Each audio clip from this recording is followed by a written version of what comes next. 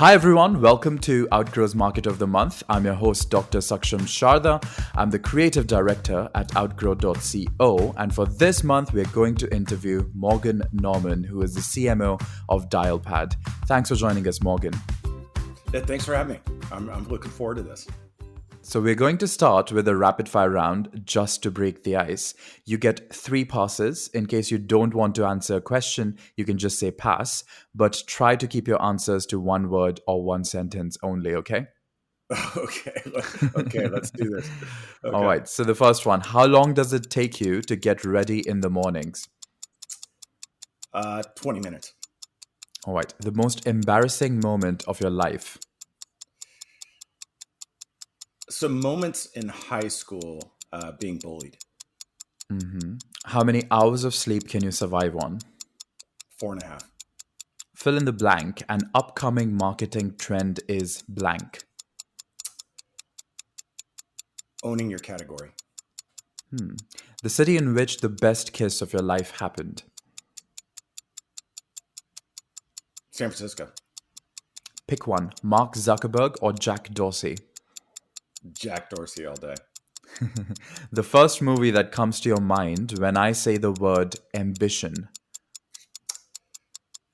The Right Stuff. When did you last cry and why? Lost a pet. And about a year or so ago. Yeah. The biggest mistake of your career. I would pass. I think it's ongoing. We all know. Yeah. All right. How do you relax? Painting. How many cups of coffee do you drink per day? Most likely 2.5. A habit of yours that you hate. Impatience. The most valuable skill you've learned in life. You have to rely on others. Your favorite Netflix show. Right now, it's Kim's Convenience. Okay. All right. So that was the end of the rapid fire round, and you scored 9 on 10 because of one pass, and you win a car. Just kidding, you don't. But all right. So now on to the bigger questions. Could you tell us like one thing, one unique thing that sets Dialpad apart from other business communication platforms? Well, I think it's always tough for one thing, but Dialpad is a place where work comes together. So we do business communications and we enable it for people to communicate their way. They're empowered through chat, through message, through call, through video meetings, conferencing. And I think what makes it unique is that we're solely focused on the end users first. We really believe in delight and design at every moment. And that's really the ethos of the company from the beginning.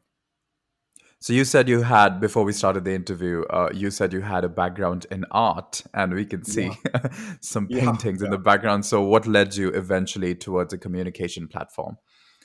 Yeah, so I was raised by 2 artists. My mom was a painter. My dad was a musician. I ended up becoming a writer and a painter. What I love about communications is I really believe it's the foundation for every relationship. I believe it's really what allows humanity to move forward.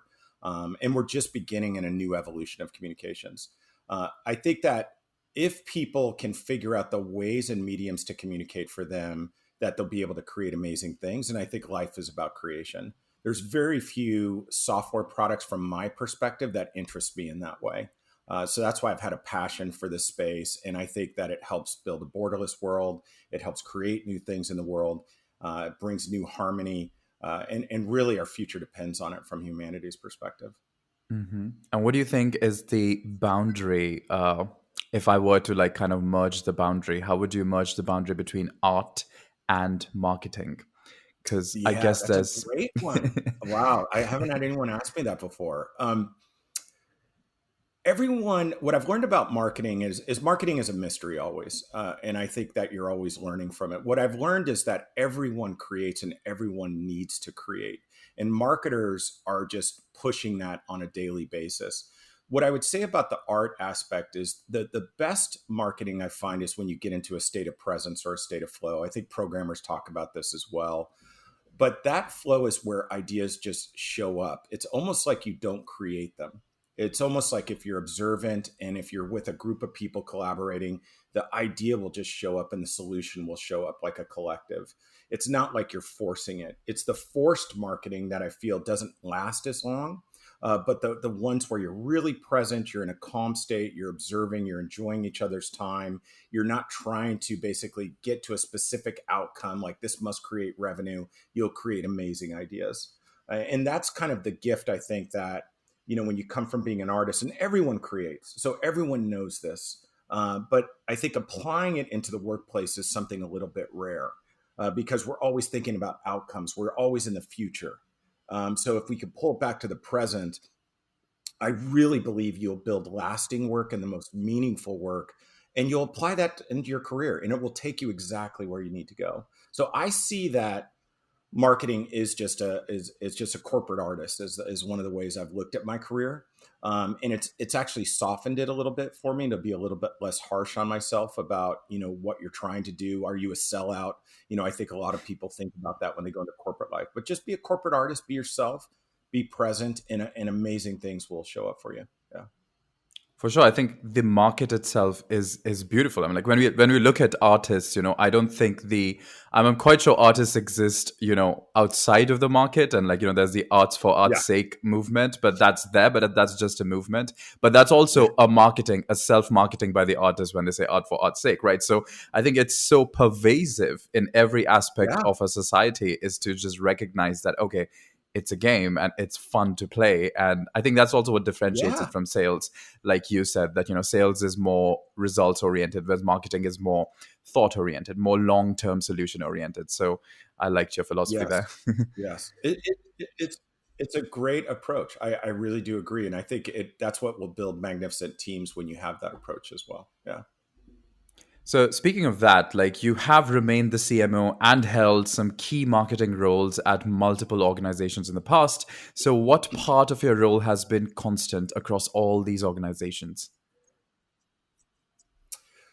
There's a consistencies on a couple levels. It's a great question, and because the craft of marketing is evolving, and because of what we've all been through in this last years, it's evolving heavily to a digital world, really online, and that makes it a little bit more challenging.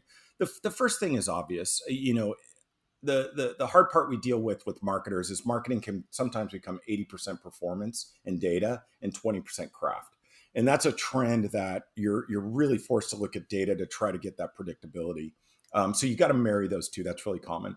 Another factor that is really owning a category. Everyone is really trying to be a breakout in their category. This also goes into how do they actually message their specific purpose, and how are they bringing meaning into the world. And owning a category, it's not something you can fake. So this is a really common trend. There's a lot of jealousy. Executives will say, "I want my company to be this or that," but you have to be super authentic to basically own a category. That's another specific trend. The other piece is that I would say moving more and faster into these consumers to the enterprise models is just, it's exploded into levels that we always knew it was here, but now it's at levels none of us could have ever comprehended. That it's really a relentless focus on the end users. The end users can continue to revolt, but really building this delightful experience from the first touch point on. And that's not how most B2B companies were designed. They were designed in a very different way. So those are common trends you're seeing some of the biggest companies pivot to, in my experience right now. And so you would actually kind of discourage a company from being the everything, like it has to stick to a particular category. So you would emphasize that they need to stop trying to be everything, or like get their That's a toes in all the real waters. Yeah, that's a tough debate, because the FOMO gets us all, right. And I think it's just like everyone wants to do more things, right? So Mm. it's like the first time you fly on a plane, it's amazing.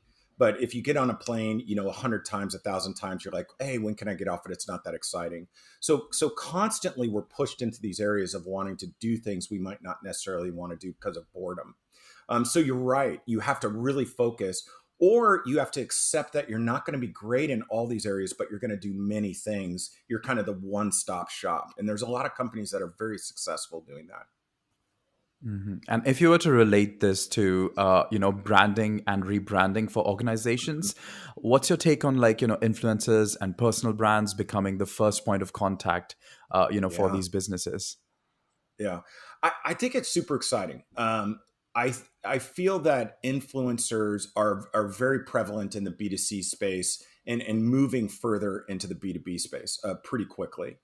Uh, it's a big opportunity for brands to be associated with influencers, and I don't just mean the mega stars like the A-list actors. I mean really influencers are everything from people who do content, bloggers, writers, people who actually have a following and have a stance.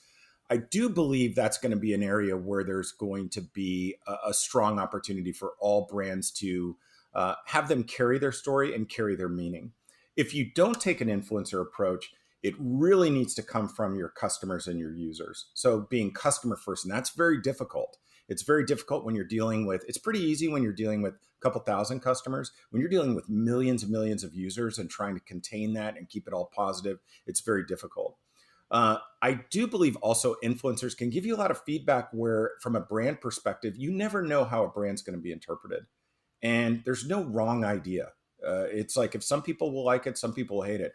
Influencers can help you balance that. They might have a strong perspective in an operational discipline where you need to include that perspective in some of your brand work if you're going after a specific customer. Another area is how to verticalize around influencers, which is incredibly powerful. That's everything from specific industries, but also segments. There's people in SMB influencers or helping people with solopreneurs, entrepreneurs build their businesses. And then there's the big enterprise influencers that get into analysts and so forth. So I think it's a great strategy. I don't believe anyone's doing it 100% well yet. We're learning together. And a lot of the platforms out there are helping us learn more about it. So, do you think this in some way ties into what I asked you in the rapid fire round? What is the biggest lesson you've learned in life? Or one of these questions, which was you said delegating stuff, that you can't do everything yourself. So, if Yeah. as a Yeah. company you are getting influencers to do what you could have done yourself, but it would have taken Yes. so much energy. So, how do you Yes. think it relates to that? It's my lesson was when I was more youthful in my career is that you feel a small group of people can accomplish so many things, and you just letting go of that and realizing you really have to rely on everyone and even people outside your company to succeed. It's the only, and that's where customers come in and users. And I think you're 100% right. Is thinking that you can't rely on the larger communities and the resources available is just a missed opportunity. It's just kind of foolish. It's more ego driven than anything. So I think it aligns perfectly to that. That's always a learning experience because when you start to rely on people like that, you start to hear things you don't want to hear, and that's the toughest part. Is you start to get critiques, and the mind doesn't like critiques, and marketers you're always getting critiqued every day. So as you branch out, it's you have to kind of separate the personal from the objective with a lot of the influencers. You can't take anything as religion, but you have to look for patterns. And if you see the pattern, you go, well, my thoughts really don't matter. It's a pattern now. People are saying this. So I think it's a huge opportunity. It's also it's a lot more fun, to be honest. Marketing in a small group is not as fun as interacting with a lot of people that have some strong opinions. It's always going to help you be better. And what do you think the dangers this poses? For instance, like, if you're kind of expanding your Yeah. official relation with so many people, then, if they say something wrong, it reflects back on the company and then you might get canceled. Or do you believe that all publicity is good publicity? So there really isn't anything the influencer can do that is actually really going to No, lead there, to. there, there's bad publicity. There's crisis management that we all get into. I think a mistake, even I've seen some folks on my team make, is thinking an influencer is always on your side. And just like a journalist, influencers are typically very authentic to themselves. They have their own brand they're going to maintain. And that's what's made them so successful, right? Is that people actually know they can rely on that they'll take a middle road or a centrist road, if you will. I do feel that it's okay if you're getting 5 stars from everyone, it's not really real. People don't believe that if everything's 5-star reviews, you need to get some criticism, and that's what's going to help the company be better. I think there's criticism, and then there's kind of just emotional nonsense, and that's where I cut it out. If it's dispassionate and it's like, hey, this is an area you need to improve. We dropped the ball. You've got to own it if you make those mistakes as a company. That's very hard to do. But if it's something where it's just like someone's rant or ego, I just dismiss that stuff. And you're always going to get that. Everyone has a bad day and wants to pass it on. So just separate those if you can. That's the small group. Yeah. Yeah, welcome to the internet. I was going to say, where do you go around looking for we'll these? get to it. Where do you go around looking for these influencers?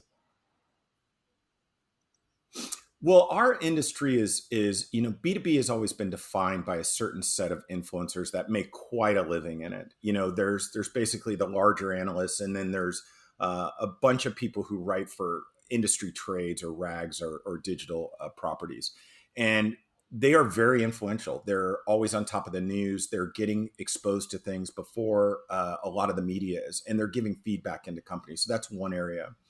But then there's other unique areas that the general influencers that I see that are pretty exciting are actually on speaker circuits. And they're actually doing a lot of panels. They might have come out with something, whether it's a certain lightweight paper, or they're working on a book, or they're working on actually like a podcast series like you have, or a video series. Those are folks you want to keep your eye on, because generally once they hit that speaker circuit, it keeps picking up. Once they get more and more talent, they're invited to more and more events. So those are ones I look at, and I try to follow their talk tracks. And are there any specific themes we can fit into? I also just reach out to people personally. I'm always in a learning mode, so I reach out to people constantly. I listened to a talk the other day from some heavyweight CMOs, like these two heavyweight women. And I just reached out to them directly. I said, hey, I'm really looking forward to this talk. I'd love to pick your brain, for about this specific area. And what was great about it is I don't know them. They've run massive public companies, and they both reached back out and said, yeah, let's set up some time if you need 20 minutes. So I'm just really humble that way. And because you realize people know so much more than I do. And that's been really beneficial for me. What I constantly get, even the way from which you answer the rapid fire round, is that there seems to be a lot of authenticity about you. And that seems to be rising as a marketing trend itself, because I have a lot of people who come to the interviews, and I ask them, so what do you think is an upcoming marketing trend? And they're like, authenticity. So, but I get that from you without you having to actually say it, that it's a trend or it's marketing, but it's just there in your case. So admirable. Yeah. I wasn't always that way though, just so you know. And I think it's a really good point. I just, take a transition here. I fell into tech. And I thought initially you had to kind of wear a certain uniform and you had to play a certain role. And I wasn't actually myself. I didn't expose a lot about myself, how I grew up. I kind of kept it hidden, from a lot of people. And then what I learned is actually someone sat me down about it, someone who worked for me, and they still work with me. And they said, the best part about you is the things I know about you now. And it would be interesting if you exposed it to other people. And that shifted my career. He's a good friend of mine. And it really changed not only how I interacted in the corporate place, but then everything kind of flourished from there. And so I would encourage that with everyone, is that, we all put on a little bit of a uniform at work. And I think that just be yourself, and the world wants you to be yourself. And as a marketer, it's really required. That's your gift. Your gift is like your ideas and is who you are. But if you're holding back, which I did for many years, you're not gonna get to that point. And letting go of that was a really good opportunity for me. Yeah, for sure. And when it comes to the conferences you were talking about, where you are tracking these speakers and you're trying to figure out how your theme fits into their theme, and if you can co-market in that way, what are these? Can you tell us some of these conferences' names for the audience? Well, now it's changed. So a lot of the names, no one's really sure how it's going to boot back up. But what I can tell you, I'll give you my tactics though. I always study top B2B conferences, and everyone knows those ones from the Dreamforces, and then there's smaller ones like HubSpot's Inbound, and that those are just examples. I'm not saying do those. And then there's kind of industry conferences like Mobile World Congress and so forth. The first piece I look at is I look at the agendas. And I kind of review, okay, what's a common pattern? And generally those patterns are about 2 years in advance. And if you can see a couple patterns, what they're talking about, even going back to Dreamforce, 6-7 years ago, they're talking about stuff we're seeing now, right? like sustainability goals and stuff like that. So if you can use that as an advantage, like all this stuff is out there. I'm a big believer of borrow everything you can and make it your own and use that as a research foundation. So that's what I would encourage is like, if you see shows that are of interest, go through that agenda, see who's speaking about it, and then go actually to their blogs and see what they're writing about. And you'll find some really interesting trends that will help you figure out where you need to be in the next couple of years as a marketer, how you want to position the company you're at, or how you want to position yourself as well. Fair. I keep like sidetracking, but when you said borrow everything you can and make it your own in a new way, that's exactly what artists do. So you do have it in you. There you Yes. go. Yeah, completely. Completely. Yeah. Brilliant. So, okay. The other question I wanted to ask you was when you use this phrase that, oh, you have to suit up and present a personality at the office. Well, that hasn't happened. Well, you were speaking of it phraseologically, but in reality, that hasn't happened. So what Yes. kind of boom have you seen when it comes to Dialpad? Because, if communications have moved online, you must have seen a pandemic boom Yes. in your company. Explosive. So the industry, like a lot of industries, is the industry has a long history of distrust. And if you think about just like internet service providers, that was an area of like that. If you think about even your home phones, everyone had home phones and they're like, why am I even paying for this? Business communications also had a similar aspect where people would buy thousands of plastic phones on desks and no one used them. So there was a sense of mistrust in this industry. What was great is Dialpad was always built without that, to say, we had a concept of kill the desk phone. We were really early on work from anywhere. It's been absolutely explosive. And that's great. That comes with a lot of joy. And to be part of it, it's really amazing. It's also very stressful for a lot of employees too, because you're doing more than you've ever imagined. You're servicing people on, 70 different countries, sometimes 100 different countries all at once. And so you deal with a little bit of growth where it's exciting, but you've got to kind of manage and pick your priorities. But the main thing that I would say that's exciting about Dialpad is the growth is we do believe we're righting the wrongs of this industry. When you build a product, the team has original DNA from Google Voice, right? So they built the Google Voice platform. They were the first to actually teach Google about this. And so that same DNA, those googly products focused on simplicity, focused on not trying to build 10,000 features like some companies, really master the 20 to 50 features people will use. So I feel it's an exciting time. And it's an exciting time also to see that users are demanding new modes of communication. And so our platform allows us to build that. We have some announcements coming out that will show different ways of people can communicate that were demanded by users. It was some ideas we didn't even think about. So that's kind of cool. So it's a great time. And every company is kind of trying to figure out how they're solving this in this hybrid work world. Yeah. And what is your strategy for retaining this post-pandemic? Because I guess I expect there would be a kind of backlash against how much screen time we have had to spend for a whole year. Yes. So I think there would be Yes. a push towards let's go out. And how do you plan to market yourself in that age? Yes. I love that you push on that. So I don't want to say that we have the perfect antidote to that. One of the things we're realizing is that people need a blend of informal and formal communication. When I say formal is everything from a phone call, a scheduled meeting, and that can be a little bit tiresome. So what we're focusing on is actually we have new things where we alert people, when meetings should stop, and they can set a timer to give themselves a little bit of a break. We have lighter weight modes where you don't always have to engage the same way on video. We have gestures where, people can do interactions and chat without doing it fully, having to speak all the time. Another thing that's helping us is we have a platform that's powered by AI. So you can take a meeting and be on a run, and it's taking notes the whole time. It's taking a transcript. It'll actually log activities. You could be in your car. So we're trying to encourage this new way of behavior. Now, will the world go fully back into offices? I think it's going to take some time, and it will always be a blend from now on. But another area which is really important is how do we help someone remote feel that they're having a similar experience for someone in the office? And to do that, there's a lot of casual conversations that happen after meetings, and we're actually working on some stuff to solve that. So how do they engage right after this call and say, hey, I just wanted to chat real quick with you? How do I do a drop-in almost like office hours? So there's some new things that will come out that will help us, but it will be a learning journey. I do believe we've got the best platform for it. but we do want to lighten the mode for everyone, so they can reduce their stress and they can kind of focus on what they need to do. Fair.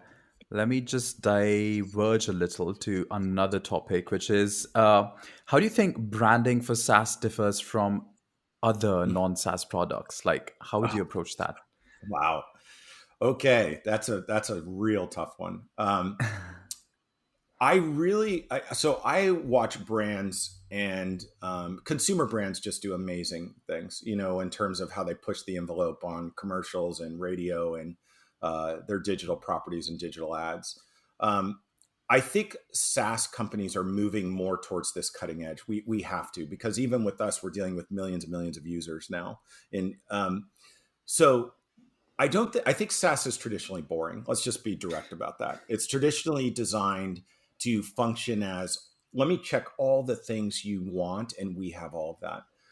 But what's happening is SaaS is evolving through content, which is, a lot of the stuff you're doing through, talks, whether it's blogs, they're pushing the envelope through events. So the surface might be a little bit boring, but behind the scenes, the wrappers, what's going on is starting to push it pretty far. And you'll see more of that. And then I think more of it will come up front. The other thing that SaaS is realizing is users are in more control now. And so that will allow, so users are going there and saying like, do I want to use this, or am I forced to use it? So I think you'll see more SaaS campaigns that will become more user, that will be aligned more to what users want. But traditionally consumer brands, I mean, there's so many exciting consumer brands and consumer ads that, SaaS companies just can't replicate. But I do believe there is I think some of the marketing there is much stronger, is what I would say, than what we see in B2B SaaS, to be direct with you. And because So, they just push the envelope. so what would be your greatest digital marketing success story so far? So from a campaign perspective or just a management perspective, or yeah. You can interpret that as you like. Okay. So I'll just talk career wise later. Mhm. I'm more. It's hard to look at marketing successes for me. I'm more of a critic of myself. But the things I've been part of some amazing teams in terms of, there's things we've been labeled, the greatest sales deck ever created. We did at Zuoro and the subscription economy. I don't believe it's the greatest sales deck ever created, but that's a different story. I do think we had amazing success at Dialpad with a kill the desk phone and work from anywhere really early. This is like 2015. What I would say about this kill the desk phone campaign, we had a CEO from a top, or CMO from a top 20 Fortune 500 company call me and said, how did you do this? What made you do this campaign? And the second factor is it made everyone in the industry pull desk phones off their website, the main pages. So when you look at a campaign, what I would say is, and is that when it causes an industry to react, it's a success. When it shifts an industry, that's what I would say is meaningful. So those are some minor things in category creation. I would say is a big one. The piece that I would say is the biggest success for me, is more meaningful, is watching some folks that's worked for me that have surpassed me in certain areas. I think that's super exciting. I watched a gentleman. He was the head of marketing at Brandfolder, and he just did an acquisition there. That was really exciting. But also you see people inside where they become such great operators in their discipline, they're surpassing your skill set. And that's the bet. You can do all the campaigns in the world, but watching people really hone their craft and master their craft faster, that's the greatest thing that's lasting, from a marketing leader's perspective. So you don't have a Pygmalion complex. So you are happy that your not, creation not yet. is. I can work on it. Yeah. That's brilliant. So it keeps tying back to how you answered the rapid fire question, where you said the ability to delegate and to Yeah. set up a system, and the people in that system sometimes surpass you, and the system doesn't Yeah. need you anymore. I think I had That's an right. interview once with this marketer who said he goes to different companies, he joins there as the SEO expert, and then he makes his job redundant. His only goal is to make his It's true. own job redundant by just training everyone, and so he can look for another Yeah. company and satisfy his creation and training urges. So yeah, brilliant. So Yeah. I think that's true. Yeah. Yeah. No, I think it's the same with me as well. I think what you said about like watching people grow is definitely it's very rewarding, and as you said, it's actually equally rewarding as actually doing a marketing campaign, because here you have, I don't know, Yep. psychologically kind of like made something really great possible. Yeah. Yeah. Yeah. I think so. I think so. So what are some key factors one should focus on while launching a product in a completely new region? Well, it's wow. That's regions are very tough to launch, and I think that working in the states. Luckily, I've had the opportunity to do a lot of things overseas, and it's just been such a rewarding experience. I do feel companies here are a little Silicon Valley focused. Just so the perspective is a little bit limited at times. The key thing in the region to really get off the ground, from my experience, is what's been successful is you've got to have a digital footprint first. And so start early on SEO, start early on organic. You can translate a lot of stuff over to whatever region you want to do, whether that's, Western Europe, Southern Europe, you want to go after Australia, New Zealand, or APAC, JPAC. So get that started way early before you're even going to launch. So there should be, the website should have a presence, really focus on inbound organic. The other thing that I found, it's really hard to get press in a region where you're not familiar. So one of the easiest ways is to basically use your own company data, tell a story about why the world's shifting your way, and have a launch event. That's another way of doing it. A key factor is if you're going to launch, you can't launch and disappear. And that's the hard part. You really should design what that launch calendar is going to be and just be relentless for the first couple of years. Both that's from a content perspective, how you show up an event sponsorship perspective, how you work with key press and try to get some exclusives. But you also need a spokesperson there. A lot of times in these regions, if you're launching, they're not going to want to hear from someone in the States. They want to know, do you have a local regional manager, or GM of that country that can actually answer the questions why it's such a great opportunity? What customers do you have? Another tactic is on the partner side, is let a partner help you launch and syndicate the story. And then there's just getting into, getting your digital campaigns and testing. But I'm a big believer in launch events. They're quite exciting to do. It professionalizes the company.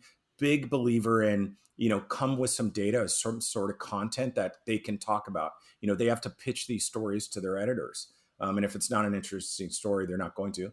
And the other factor is you got to have controversy. If you don't have controversy in your story, no one can write about it. So you have to kind of pick a fight on why you're interesting versus they've got so many things to write about. So you have to be fair to the journalists and say, is this something they want to write about? Is this going to keep them going? Do they want to follow the company? And get to know the journalists early. Sit down with them. A lot of them I've met, out here, I've met, years before they've written about a company. I've, met them for coffee, and said, tell me what you think. Like Wall Street Journal journalists are like that. And then eventually one day, if they have the right story, they'll mention you. Yeah. That's right. So give us an example of a controversial campaign that you've done that comes to your mind now. Well, yeah. So I think that the kill the desk phone was probably the most controversial because people said, how dare you? There were some people who were like, how could you put kill Mm-hmm. on a billboard? Like it seems like something, evangelical. So that was really, but it was also picking a fight. I mean, it was very direct, saying like, look, this is wrong. It's wrong from a plastic waste perspective. It's wrong from you're selling people and you're duping people this way. So that's one area of righting the wrongs that, I think is important. That's probably the most prevalent one. Yeah. Well, but I guess the phones create a lot of plastic waste instead of Yeah. vice versa. I think you're picking a fight with Goliath there, right? It is. Because that industry is, yeah. Go ahead. But you can, and small, if you can really pick the right argument that you can stand behind, where we say it's not that we don't sell desk phones, but we encourage, let people work from their laptop, let people move around the way they need to, whether it's a WeWork, whether it's home, whether it's a cafe, are you going to carry around a desk phone? So it's not like phones aren't necessary for some industries. They're critical for some. But in general, though, it doesn't mean you need to buy them for every person in your office. So I think if you think about, there's a reason and an ethos, that someone's started a company or someone's asked you to join as a marketer. dig into that DNA. Where did that idea come from? What is it? What do they really believe at the core? And what you'll find is if you dig into the founders really hard, you'll find that there's something there. There's something that really irked them. And then keep building on that pattern and keep socializing that, saying, what do you think about this? And in your interviews, and eventually you'll find the thread. It's not like we created that. We just saw it in a pattern. Everyone mentioned it. And then you dress the campaign on top of it. So that comes to you, yeah. It comes to you instead of it was just meant to be. You were part of a great pattern. You were meant to execute that campaign. Yeah, that's how it is. Yeah. I was going to say, so how did you go about it, like in that campaign? Because I'm quite interested about it now. So what were the key steps to gain the attention? What did you start the attention with? Wow. Like, what was your first thing? Like, you thought of this great idea, but then how do you execute it? So generally what I find is the ideas are there. And this is really a hard thing to admit as a marketer.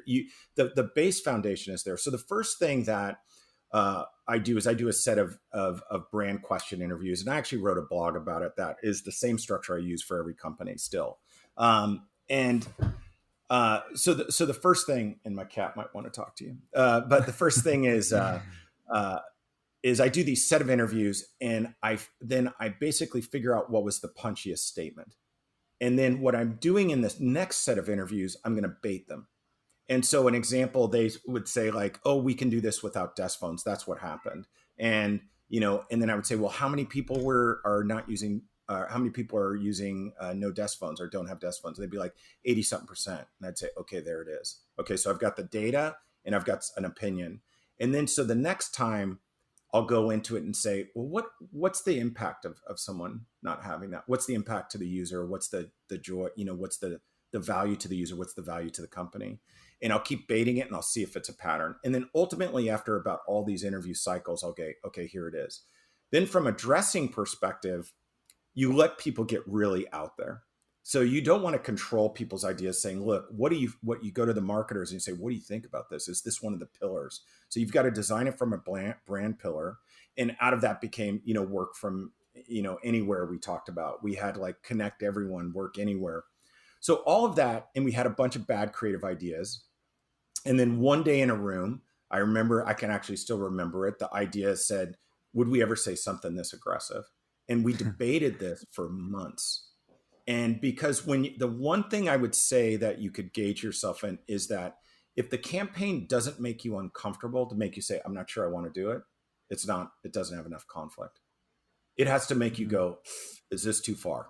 If you look at like even Steve Jobs' famous commercial, the Think Different, they weren't going to run that ad. They basically said, this is too much. And they eventually ran it, right? You have to always think about, how far you're going to push it, how uncomfortable you're going to be. And your job as a CMO, and I always talk to this about Craig, and I love Craig, our CEO, is to make him uncomfortable. Your job is to make him uncomfortable. And then, and Craig, luckily we get along so well. It's pretty easy to get him to get over the line. And then it just took off. Yeah.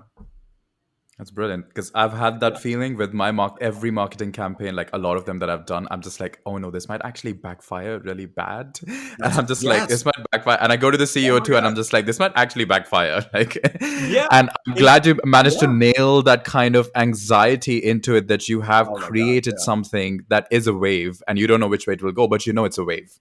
Like, it can't come back at you, but still, yeah, that was beautifully put. Okay, so I have one last question for you, which is, what would you be doing if not this? What you're doing? I've been debating this for a while, so maybe the universe will help me. So I love marketing, and I really do. I like I said, marketing is a mystery to me. It's about learning about humanity.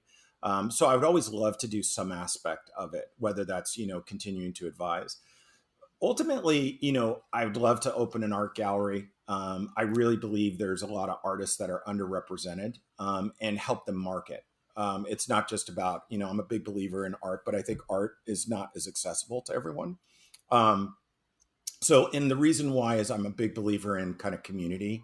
And I think that would be a really great opportunity to continue to learn from people. It's something I'm pretty passionate about. And then continuing to advise companies is what I would think, because it is creative. It's so exciting to learn about. There's a reason these ideas come into the world, and our job is to help bring them to life. And it's a gift to be a part of it from my perspective. Yeah. Thanks everyone for joining us for this month's episode of Outgrow's Marketer of the Month. That was Morgan Norman, who is the CMO of Dialpad, which is an AI-powered cloud communication platform. Thanks for joining us, Morgan. Check out their website for more details, and we'll see you once again next month with another Marketer of the Month.